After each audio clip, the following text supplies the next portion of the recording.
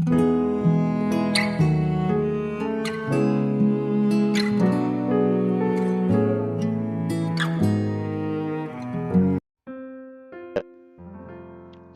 shalom, selamat pagi saudara yang kasih Tuhan. Saya menyapa bagi saudara yang ada di Indonesia, yang di kota maupun yang di desa, yang di Malaysia, di Taiwan, Rusia, Amerika Serikat, Kamboja, Hong Kong. Senang kembali menjumpai saudara pagi hari ini. Saya percaya kita tetap berada dalam kasih dan penyertaan Tuhan kita, Yesus Kristus. Haleluya. Selamat datang kembali di channel Pokok Anggur bersama saya Yosia Crispianto. Mari saudara, sebelum kita bersama-sama merenungkan firman Tuhan, mari kita berdoa. Bapa di surga, Bapa di dalam nama Tuhan Yesus, terima kasih buat penyertaan dan perlindungan Tuhan sepanjang malam. Dalam istirahat kami dan pagi hari ini kami bangun dengan kekuatan yang baru yang dari Tuhan.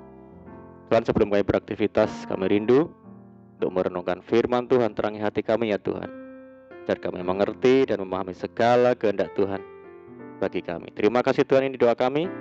Hanya di dalam nama Tuhan Yesus kami berdoa. Amin. Puji Tuhan.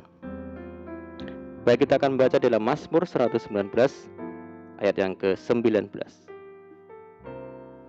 Aku ini orang asing di dunia, janganlah sembunyikan perintah-perintahmu terhadap aku.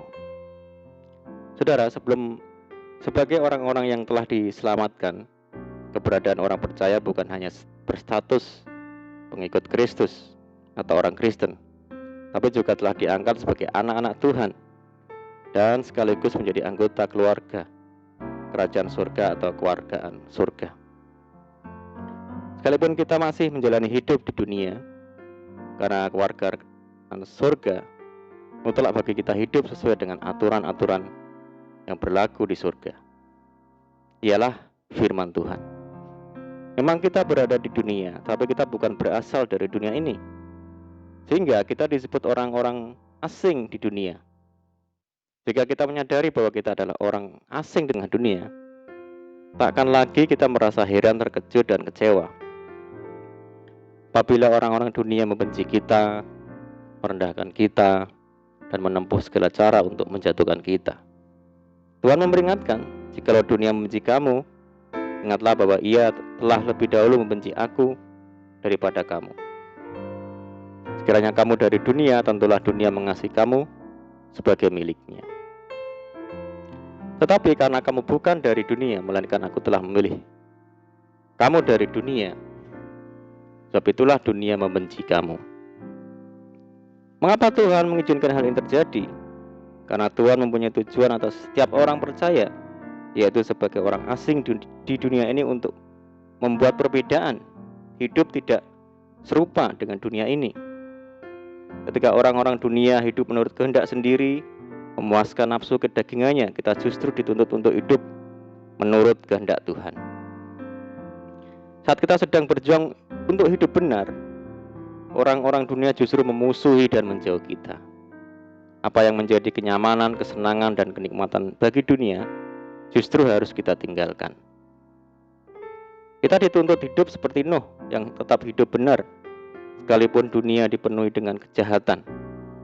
Ketika orang-orang dunia mementingkan diri sendiri tanpa memedulikan orang lain, kita justru dituntut mempraktekkan kasih Kristus. Sekalipun di dunia ini kita diperhadapkan dengan banyak sekali tantangan dan pergumulan, kita harus tetap kuat di dalam Tuhan. Sudahkah kita memiliki kehidupan yang berbeda dengan dunia ini, saudara? Ingat, kita ini adalah orang asing di dunia ini, saudara. Alkitab menyatakan bahwa kita memiliki status kewargaan baru, yaitu warga kerajaan surga.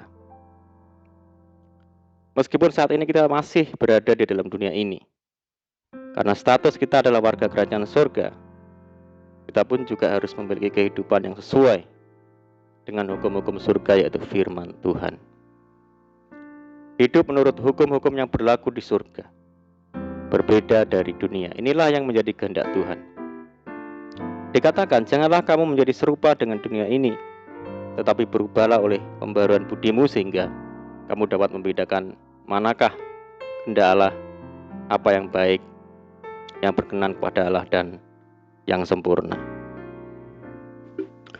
Meski hal ini membawa satu konsekuensi, jika dianggap aneh, sok suci, dan bahkan mungkin akan dijauh oleh teman atau kerabat.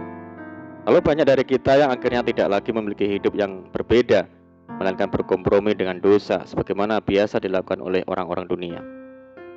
Memang kita ada di dunia, tetapi kita bukanlah berasal dari dunia ini, saudara.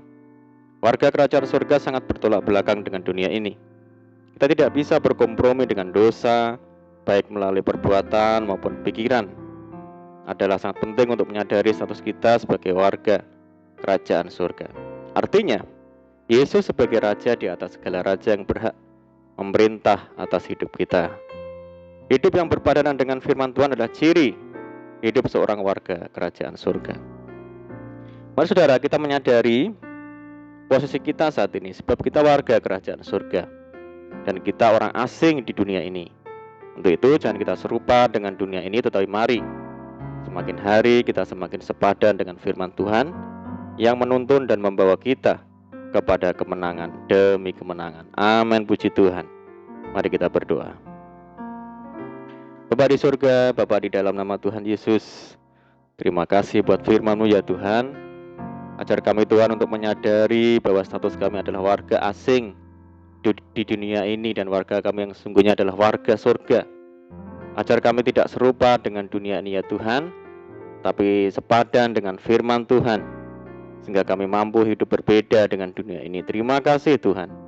Saat ini kami menyerahkan hidup kami hari ini ke dalam tangan Tuhan. Berkati kami hari ini, berkati segala usaha dan pekerjaan yang kami lakukan lewat tangan kami, dan jadikan kami hari ini berhasil dan beruntung. Dan sertai kami hari ini dengan penyertaan Tuhan yang sempurna, dan mohon petunjuk-Mu sehingga kami hidup sejalan dan seturut dengan segala kehendak Tuhan. Limpahi kami dengan sukacita dan damai sejahtera hari ini ya Tuhan, dan jauhkan kami dari segala malapetaka. Berdoa bagi kesejahteraan kota kami, desa kami, daerah kami, dan bangsa kami Indonesia yang saat ini menghadapi pandemi COVID-19. Mari Tuhan, berkati daerah kami, pulihkan negeri kami Indonesia, belas kasihan bagi negeri kami. Terima kasih Tuhan. Ini doa kami ya Tuhan, kami percaya Tuhan mendengar seruan doa kami. Hanya di dalam nama Tuhan Yesus Kristus kami berdoa. Amin. Puji Tuhan. Puji Tuhan saudara, kita sudah berdoa, kita percaya penyertaan Tuhan selalu ada bagi kita hari ini. Mari kita tetap mengandalkan Tuhan dan tetap semangat di dalam Tuhan.